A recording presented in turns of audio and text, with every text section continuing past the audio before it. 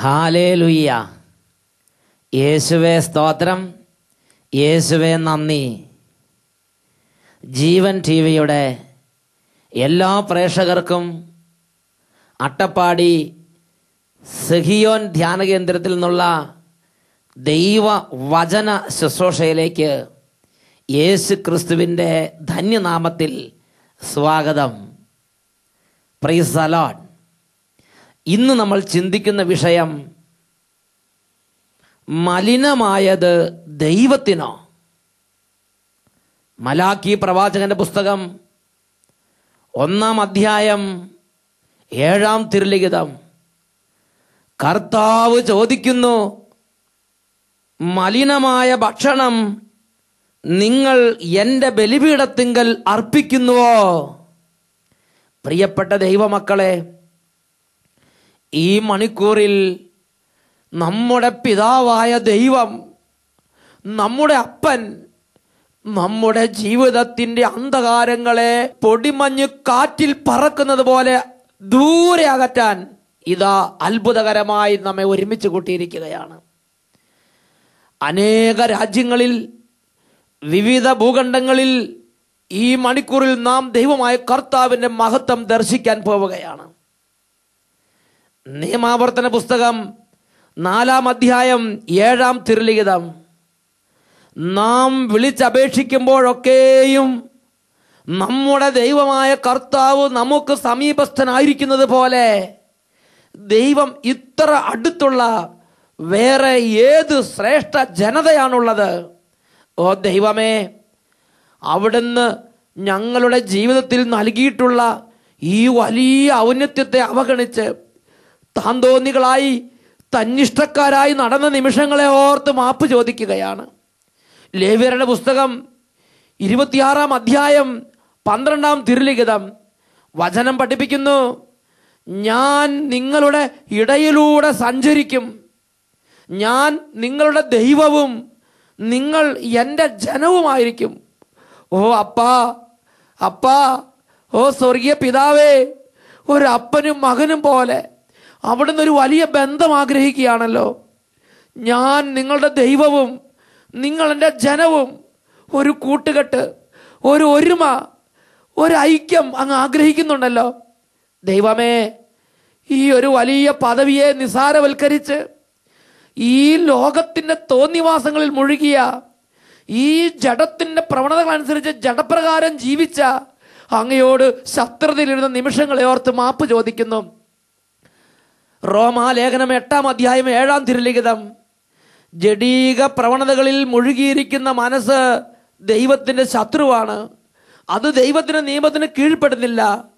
ജഡീക താല്പര്യങ്ങളിൽ മുഴുകിയിരിക്കുന്നവർക്ക് ദൈവത്തെ പ്രസാദിപ്പിക്കാൻ സാധ്യമല്ല. ഓ ദൈവമേ, അവിടുന്ന് ഞങ്ങൾക്ക് നൽകിയിരിക്കുന്ന ഔന്നത്യത്തെ അവഗണിച്ച് ജഡപ്രകാരം ജീവിച്ച് അങ്ങയോട് ശത്രുതയിലായ നിമിഷങ്ങളെ ഓർത്ത് ഇതാ ഞങ്ങളിപ്പോൾ മാപ്പ് ചോദിക്കുകയാണ്. ലേവ്യരുടെ പുസ്തകം 26-ാം അധ്യായം 6-ാം തിരുലിഖിതം. ഞാൻ നിങ്ങളുടെ നാട്ടിൽ സമാധാനം സ്ഥാപിക്കും, നിങ്ങൾ സ്വൈരമായി വസിക്കും, ആരും നിങ്ങളെ ഭയപ്പെടുത്തുകയില്ല. ദുഷ്ടമൃഗങ്ങളെ ഞാൻ ആട്ടിപ്പായിക്കും, വാൾ നിങ്ങളുടെ നാട്ടിലൂടെ കടന്നു പോവുകയില്ല. ദൈവമേ, അവിടുന്ന് വാഗ്ദത്തം നൽകിയിരിക്കുന്ന ഈ പരിപാലന, ഒരു അപ്പനെ പോലെ അരികത്ത് നിന്ന് ദുഷ്ടമൃഗങ്ങളെയും കീടങ്ങളെയും ശത്രുബാധകളെയും അന്ധകാരങ്ങളെയും എല്ലാം ദൂരെ അകറ്റി സ്നേഹിച്ച് പരിപാലിക്കുന്ന അങ്ങയുടെ സ്നേഹ സാന്നിധ്യം മനസ്സ് നിറയെ അനുഭവിക്കാൻ ഈ ജന്മത്തിൽ അനുഗ്രഹം നൽകണമേ. കരങ്ങൾ ഉയർത്തി എല്ലാവരും സ്തുതിക്കട്ടെ. മകനെ, മകളെ, വിശ്വാസം ഉണ്ടെങ്കിലും വിശ്വാസം ഇല്ലെങ്കിലും, അനുഭവം ഉണ്ടെങ്കിലും അനുഭവം ഇല്ലെങ്കിലും, ഇപ്പോൾ നിനക്ക് പ്രാർത്ഥിക്കാൻ പറ്റിയ മൂടാണെങ്കിലും പ്രാർത്ഥിക്കാൻ പറ്റാത്ത മൂടാണെങ്കിലും നിന്റെ കരങ്ങളെ ഉയർത്തുക. ദൈവവചനത്തിന് മുമ്പിൽ നീ എളിമപ്പെടുക. കർത്താവിൻ്റെ സാന്നിധ്യത്തിൻ്റെ മുമ്പിൽ നീ എളിമപ്പെടുക. കരങ്ങൾ ഉയർത്തി അത്ഭുത നാമത്തെ, യേശുവിൻ്റെ നാമത്തെ വിളിക്കട്ടെ. Hallelujah, hallelujah. യേശുവേ, യേശുവേ, യേശുവേ, ഈ നിമിഷങ്ങളിൽ അങ്ങേ ആരാധിക്കുമ്പോൾ സ്വർഗത്തിന്റെ അഭിഷേകത്തെ അവിടുന്ന് സമൃദ്ധമായി വർഷിക്കണമേ. ക്ഷീണങ്ങൾ മാറട്ടെ, മടുപ്പ് മാറട്ടെ, മന്ദത മാറട്ടെ, എല്ലാ എതിർചിന്തകളും മാറട്ടെ. മല്ലടിക്കുന്ന പ്രകൃതങ്ങളിലേക്ക് പരിശുദ്ധാത്മാവ് നിറയട്ടെ. എല്ലാ തരത്തിലുള്ള ദുരാത്മ പീഡകളും നസ്രയനായ യേശുവിന്റെ നാമത്തിൽ ഇപ്പോൾ വ്യക്തികളിൽ നിന്നും കുടുംബങ്ങളിൽ നിന്നും വിട്ടുമാറി പോകട്ടെ. ദൈവവചനം കേൾക്കാൻ, ദൈവത്തെ ആരാധിക്കാൻ, ദൈവാനുഭവം പ്രാപിക്കാൻ, ഹൃദയം കൊണ്ട് കർത്താവിനോട് ഐക്യപ്പെടാൻ തടസ്സമായി നിൽക്കുന്ന മന്ദത, മരവിപ്പ്, ഹൃദയകാഠിന്യം, വിശ്വാസക്കുറവ്, ഭക്തിരാഹിത്യം, എല്ലാ തരത്തിലുള്ള അന്ധകാര പീഡകളും ഇപ്പോൾ യേശുനാമത്തിൽ വിട്ടുമാറി പോകട്ടെ. Hallelujah, hallelujah. യേശുവേ ആരാധന, യേശുവേ ആരാധന, യേശുവേ ആരാധന, യേശുവേ സ്തോത്രം, യേശുവേ നന്ദി, യേശുവേ സ്തോത്രം, യേശുവേ നന്ദി. Praise the Lord. ഹല്ലേലൂയ. യേശുവേ സ്തോത്രം, യേശുവേ നന്ദി. മലാക്കി പ്രവാചകന്റെ പുസ്തകം 1-ാം അധ്യായം 6 മുതലുള്ള തിരുലിഖിതങ്ങൾ.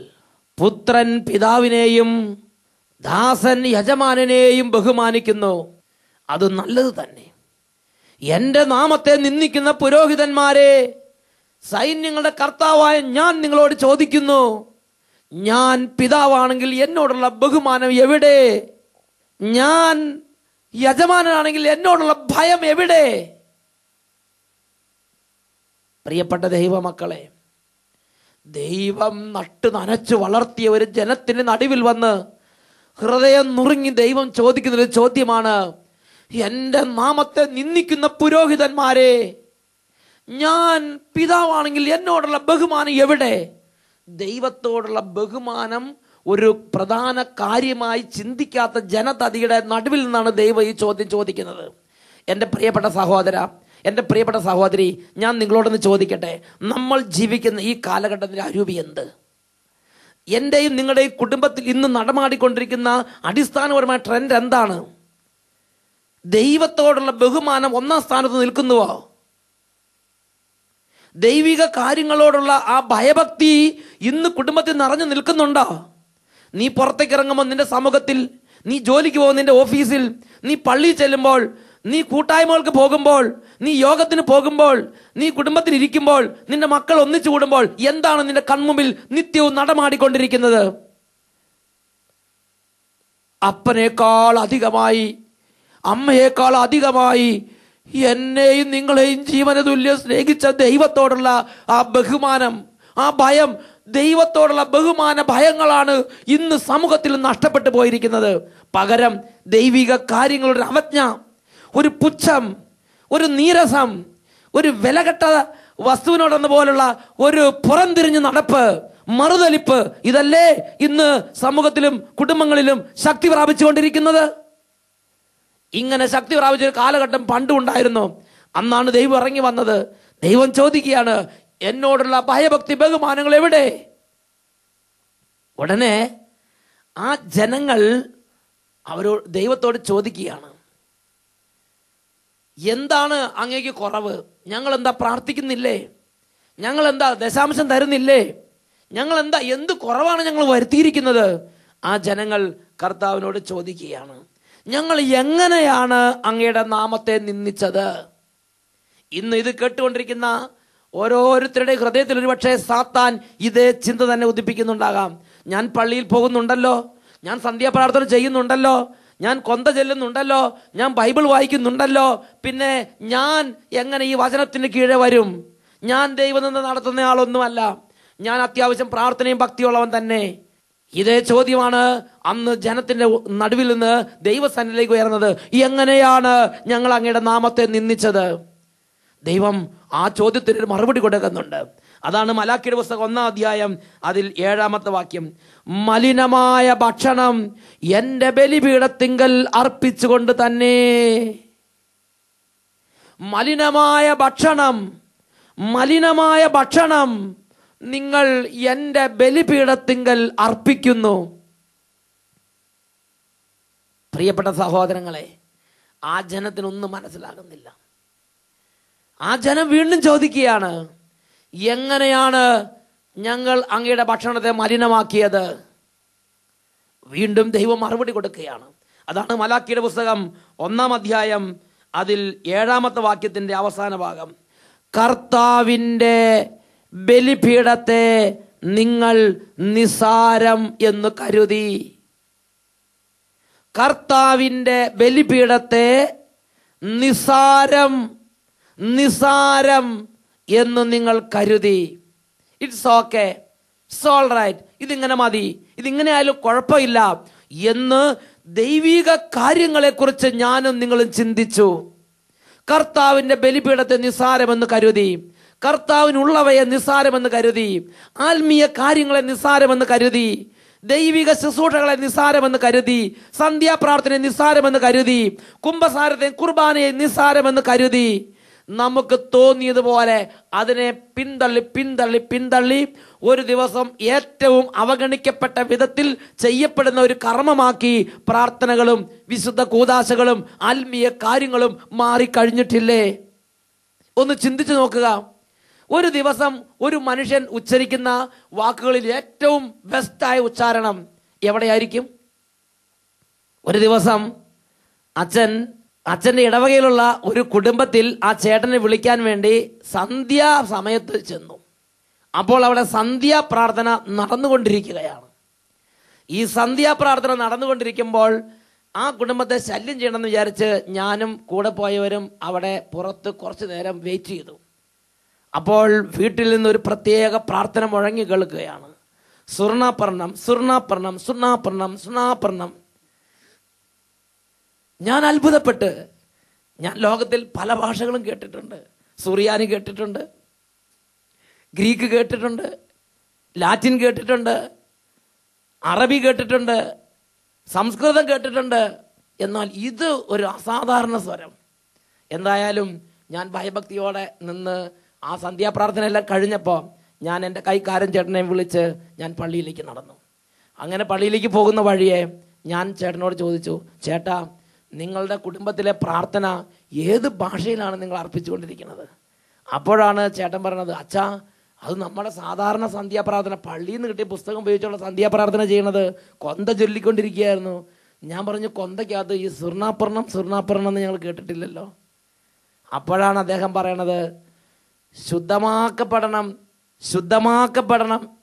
സ്വർഗസ്നായ പിതാവേ എന്നുള്ളത് പഴയ രീതി ആകാശങ്ങളിലിരിക്കുന്ന വാവാ എന്ന് പറഞ്ഞുള്ള പ്രാർത്ഥന പ്രാർത്ഥിക്കും. എൻ്റെ അവസാനമുള്ളതാണ് ശുദ്ധമാക്കപ്പെടണം, നിന്റെ നാമം ശുദ്ധമാക്കപ്പെടണം എന്നുള്ളത്.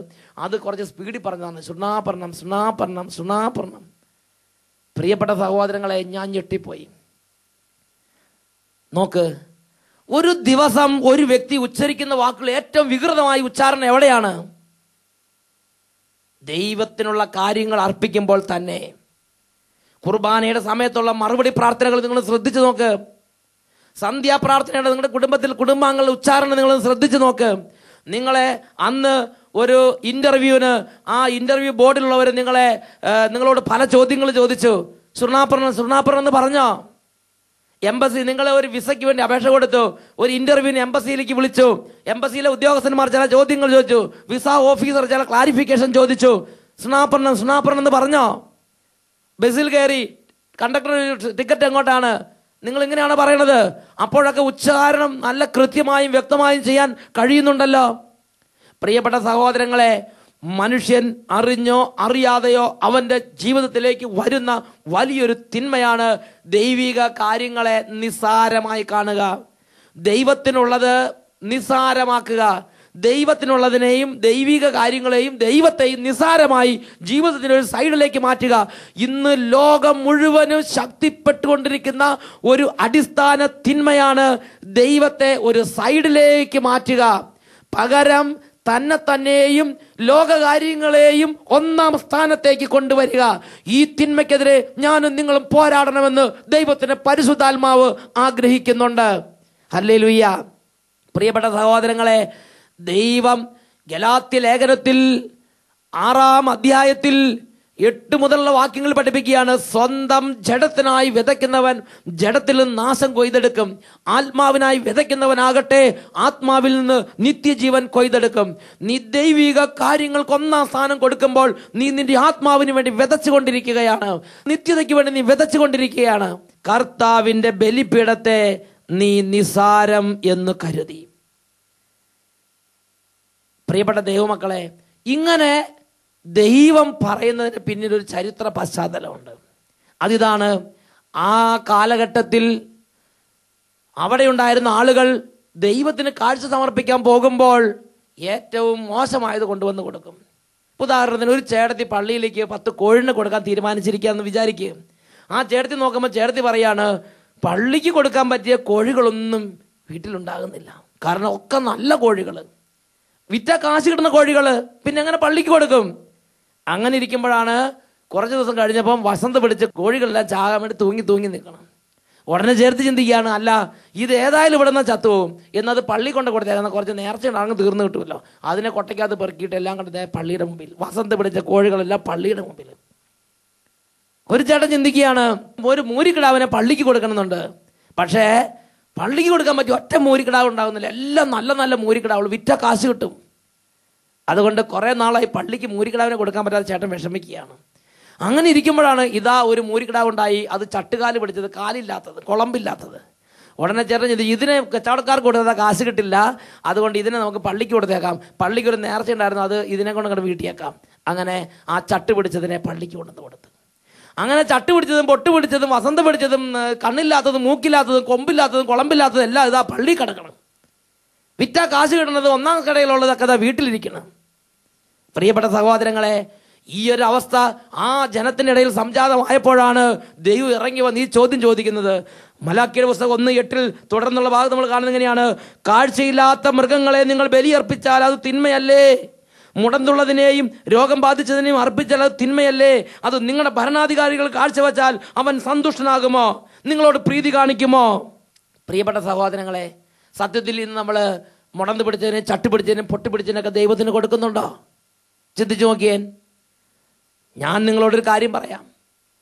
ദൈവമായ കർത്താവിന് നിങ്ങൾ സമയം കൊടുക്കുമ്പോൾ ഏത് സമയമാണ് കൊടുക്കുന്നത്? ഏറ്റവും നല്ലതും ഏറ്റവും ഒന്നാം തരമുള്ള സമയമുണ്ട്. ജോലി കഴിഞ്ഞ് വീട്ടിൽ വന്ന് ഏറ്റവും ബെസ്റ്റ് ടൈം. ആ സമയം നിങ്ങളുടെ സുഹൃത്തുക്കളുടെ കൂടെ സല്ലപിക്കാൻ വേണ്ടി, സൊള്ളി അടിക്കാൻ വേണ്ടി നിങ്ങൾ മാറ്റിവെക്കും. വിനോദത്തിന് വേണ്ടി നിങ്ങൾ മാറ്റിവെക്കും. TV കാണാൻ വേണ്ടി നിങ്ങൾ മാറ്റിവെക്കും. ചാനലുകളുടെ രംഗങ്ങൾ കാണാൻ വേണ്ടി നിങ്ങൾ മാറ്റിവെക്കും. ഇന്റർനെറ്റ് വിസിറ്റ് ചെയ്യാൻ വേണ്ടി നിങ്ങൾ മാറ്റിവെക്കും. ഫോൺ ചെയ്യാൻ വേണ്ടി നിങ്ങൾ മാറ്റിവെക്കും. സുഹൃത്തുക്കളെ പ്രീതിപ്പെടുത്താൻ വേണ്ടി നിങ്ങൾ മാറ്റിവെക്കും. എന്നാൽ ദൈവത്തിന് ഏറ്റവും അവസാനം, പല വീട്ടിലും സന്ധ്യാപ്രാർത്ഥന ഇല്ല, എന്നാൽ നാമമാത്രമായ സന്ധ്യാപ്രാർത്ഥന ഉണ്ടെങ്കിൽ തന്നെ അത് ഏറ്റവും അവസാനം എല്ലാ പണിയും കഴിഞ്ഞ്, അടുക്കള പണി കഴിഞ്ഞ്, നാട്ടുകാരെ പ്രീതിപ്പെടുത്തി, ലോകത്തെ പ്രീതിപ്പെടുത്തി, തന്നെ പ്രീതിപ്പെടുത്തി, തൻ്റെയും നാട്ടുകാരെയും വീട്ടുകാരെയും എല്ലാ പണിയും കഴിഞ്ഞ് അവസാനം പേരിന് നാമമാത്രമായൊരു സന്ധ്യാപ്രാർത്ഥന, അതും സുർണാപർണം എന്ന് പറഞ്ഞൊരു സന്ധ്യാപ്രാർത്ഥന. അതുകൊണ്ട് ദൈവം ചോദിക്കുകയാണ്, മലാക്കി പുസ്തകം 1:13 സൈന്യങ്ങളുടെ കർത്താവ് പറയുന്നു, നിങ്ങൾ എനിക്കെതിരെ ചീറുന്നു, അക്രമം കൊണ്ട് പിടിച്ചെടുത്തതിനെയും മുടന്തുള്ളതിനെയും രോഗം ബാധിച്ചതിനെയും നിങ്ങൾ എനിക്ക് വേണ്ടി കാഴ്ചകളായി അർപ്പിക്കുന്നു. നിങ്ങളുടെ കയ്യിൽ നിന്ന് ഞാൻ അത് സ്വീകരിക്കണമോ?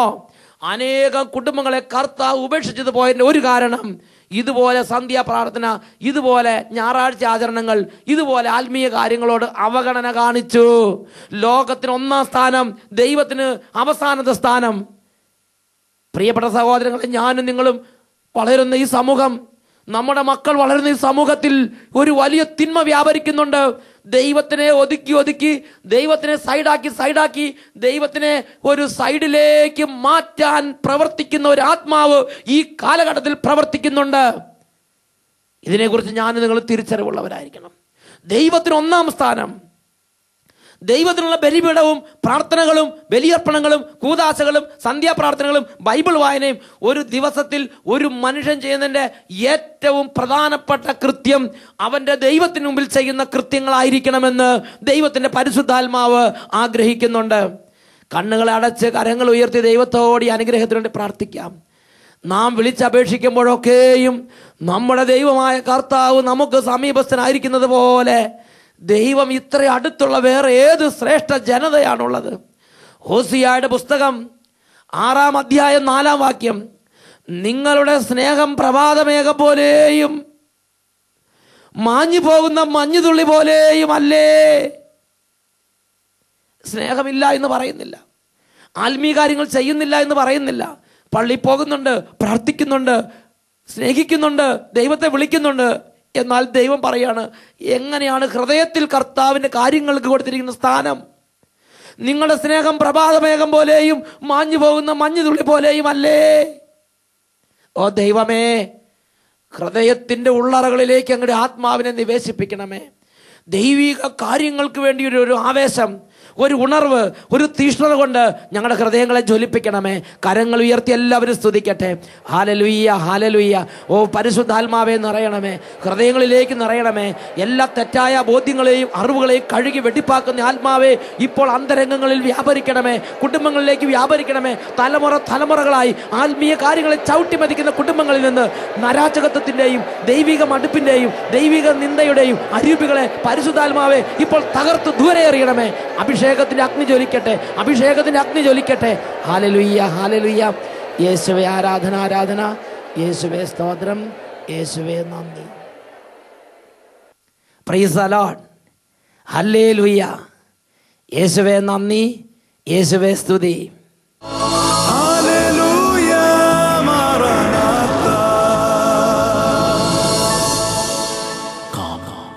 Lord Jesus.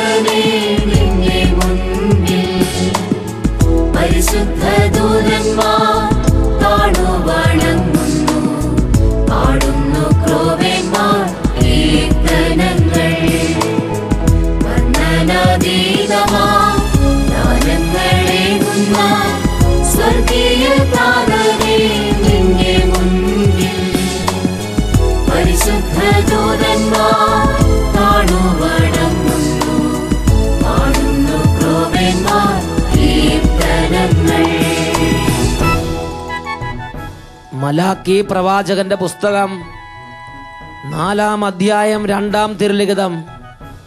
സൈന്യങ്ങളുടെ കർത്താവ് അരുളി ചെയ്യുന്നു,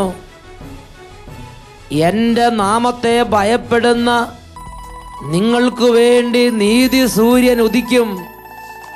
അവൻ്റെ ചിറകുകളിൽ സൗഖ്യമുണ്ട്.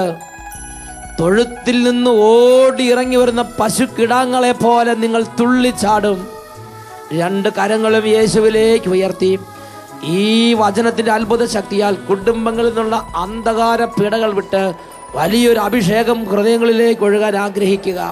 യെശയ്യാ 49:23. എനിക്ക് വേണ്ടി കാത്തിരിക്കുന്നവർ ലജ്ജിതരാവുകയില്ല. ഓ ദൈവമേ, ഈ മണിക്കൂറിൽ അങ്ങേക്ക് വേണ്ടി കാത്തിരുന്ന് അങ്ങയുടെ പക്കലേക്ക് കരങ്ങൾ ഉയർത്തി നിലവിളിക്കുന്ന ഈ കുടുംബങ്ങളെ അവിടുന്ന് ആശീർവദിക്കണമേ. അവിടുന്ന് ഇപ്പോൾ ഈ കുടുംബങ്ങളിൽ നിന്നുള്ള എല്ലാ തരത്തിലുള്ള കണ്ണുനീരിനെ തുടച്ചു മാറ്റണമേ. ഒരു പുതിയ യുഗം ഈ കുടുംബത്തിലേക്ക് നൽകണമേ. മദ്യപാന പേടകൾ യേശുവിന്റെ നാമത്തിൽ വിട്ടുപോകട്ടെ. മാറാ രോഗങ്ങളും പകർച്ചവ്യാധികളും യേശുവിന്റെ നാമത്തിൽ കുടുംബങ്ങളിൽ നിന്ന് വിട്ടുപോകട്ടെ. ശത്രുക്കളുടെ ഉപദ്രവങ്ങളും എല്ലാ തരത്തിലുള്ള ദുർബാധകളും ദുർഭൂതങ്ങളും നസ്രേനായ യേശുവിന്റെ നാമത്തിൽ ഈ കുടുംബങ്ങളിൽ നിന്ന് വിട്ടുമാറി അത്ഭുത വിടുതൽ നിറയട്ടെ. അങ്ങയുടെ സന്ദർശനത്താൽ ഈ കുടുംബങ്ങൾ സന്തോഷഭരിതങ്ങളാകട്ടെ. Hallelujah, hallelujah. ഓ ദൈവമേ, കുഞ്ഞുങ്ങളുടെ മേൽ അങ്ങയുടെ അത്ഭുത ശക്തി വ്യാപരിക്കട്ടെ. Hallelujah, hallelujah. യേശുവേ ആരാധന.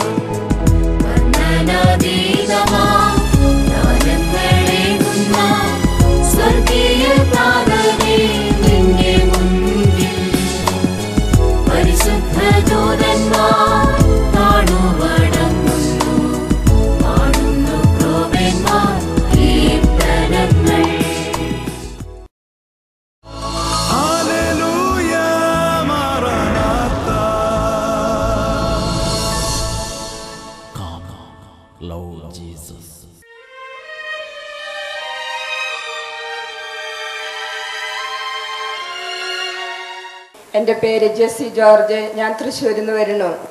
എനിക്ക് 35 വർഷമായിട്ട് മൈഗ്രെയിൻ്റെയും സൈനോസൈറ്റിസിൻ്റെയും തലവേദന ഉണ്ടായിരുന്നു. പിന്നെ അതിവിടെ തൈലം അഭിഷേകത്തിൻ്റെ സമയത്ത് ആ സിസ്റ്റർ എന്നോട് പറഞ്ഞു, യേശുനാഥൻ അതെടുത്ത് മാറ്റണതായിട്ട് കാണിക്കുന്നുണ്ട്, സാക്ഷ്യം പറയണമെന്ന് പറഞ്ഞു. പിന്നെ എനിക്ക് തണുപ്പിൻ്റെ അലർജി ഉണ്ടായിട്ട് 15 ദിവസത്തിൽ ഒരിക്കലൊക്കെ തല കുളിക്കാൻ പാടുള്ളായിരുന്നു. തണുത്ത വെള്ളത്തിലും കുളിക്കാൻ പാടില്ലായിരുന്നു. ഇപ്പം ഇവിടെ വന്ന് 3 ദിവസം പുലർച്ചെ 4:30 മണിക്ക് തലയും മേലും പച്ചവെള്ളത്തിൽ കുളിച്ചിട്ട് യാതൊരു കുഴപ്പവും ഇതുവരെ ഉണ്ടായിട്ടില്ല.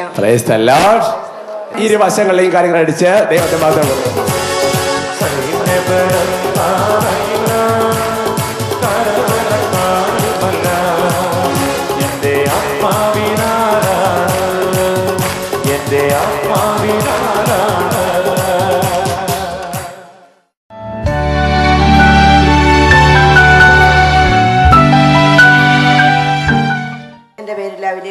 ഞാൻ തൊടുപുഴയിൽ നിന്നാണ് വരുന്നത്. 20 വർഷമായി നട്ടലിൻ്റെ വേദനയായിരുന്നു. അതായത് നട്ടലിൻ്റെ ഡിസ്കിന് തേയ്മാനമായിരുന്നു. അതുപോലെ 15 വർഷമായി സ്പോണ്ടിലൈസിസിൻ്റെ അസുഖമായിരുന്നു. അപ്പോൾ ഒരു വർഷം മുമ്പ് നട്ടലിൻ്റെ ഒരു ഓപ്പറേഷനൊക്കെ ചെയ്തായിരുന്നു. അതിനുശേഷം ഞാൻ ജോലിക്ക് പോകുന്നുണ്ടായിരുന്നു. ഈ സെപ്റ്റംബർ മാസം വരെയും ജോലിക്ക് പോകുന്നുണ്ടായിരുന്നു. പക്ഷേ ഷോൾഡറിൽ നിന്നും കയ്യിലേക്ക് മരവിപ്പ് ഇറങ്ങിയിട്ട് എഴുതാൻ പോലും വയ്യ. അതുകൊണ്ട് ഈ ഒക്ടോബർ മാസം ഇറങ്ങി ഞാൻ ജോലി റിസൈൻ ചെയ്ത് വെറുതെ വീട്ടിലിരിക്കുകയായിരുന്നു. അന്ന് തുടങ്ങി ഞാൻ ഒക്ടോബർ 2 ഇവിടേക്ക് ബുക്ക് ചെയ്തു. പക്ഷേ എനിക്ക് 1 മണിക്കൂർ നേരം പോലും കസേരയിൽ ഇരിക്കാൻ സാധിക്കുകയില്ലായിരുന്നു. എനിക്ക് ഭയങ്കര നീരായിരുന്നു ദേഹം മുഴുവൻ. 1 വർഷമായിട്ട് 1 കിലോ സാധനം എനിക്ക് കൈകൊണ്ട് തൂക്കിയെടുക്കാൻ പറ്റില്ലായിരുന്നു. പള്ളിയിൽ പോയി കൈ കൂട്ടിപ്പിടിച്ച് നിൽക്കുവാൻ എനിക്ക് സാധിക്കില്ല. കാരണം കൈ മരച്ചിട്ട് ഞാനിങ്ങനെ സാരത്തും പോലും പിടിക്കാൻ സാധിക്കുക കൈ ഇങ്ങനെ താത്തിയിടാറ പതിവുണ്ടായിരുന്നത്. എന്നാൽ ഇവിടെ വന്ന് അന്ന് തുടങ്ങി ഇന്ന് വരെയും ഒരു സമയം പോലും ഞാൻ നിലത്തിറങ്ങി ഇരിക്കാൻ ഒരു ശുശ്രൂഷയുടെ സമയം നിലത്തിറങ്ങി ഇരുന്നിട്ടില്ല. കസേരയിൽ തന്നെ മുഴുവൻ സമയം ഇരുന്നു. പച്ചവെള്ളത്തിൽ കുളിച്ചു. ഞാൻ സ്വെറ്ററൊക്കെ ആയിട്ടാണ് വന്നത്. പക്ഷേ ആദ്യത്തെ ഒരു ദിവസം ഉപയോഗിച്ചു. പക്ഷേ പിന്നീട് അത് ഉപയോഗിക്കേണ്ട ആവശ്യം വന്നില്ല. എല്ലാ ദിവസവും വെളുപ്പിനെ എടുത്ത് ഞാൻ പച്ചവെള്ളത്തിൽ കുളിച്ചിട്ടാണ് ഇവിടെ വന്നിരുന്നത്. എനിക്ക് യാതൊരു ബുദ്ധിമുട്ടും കസേര ഉണ്ടായിട്ടില്ല. എന്ന് മാത്രമല്ല മുഴുവൻ സമയം കൈകൂട്ടി പിടിച്ച് നിൽക്കുവാനും കൈ ഉയർത്തി സ്തുതിക്കുവാനും ദൈവം എനിക്ക് ഉറപ്പ് നൽകി. അങ്ങോട്ടും ഇങ്ങോട്ടും കാര്യങ്ങൾ സന്തോഷത്താണ്.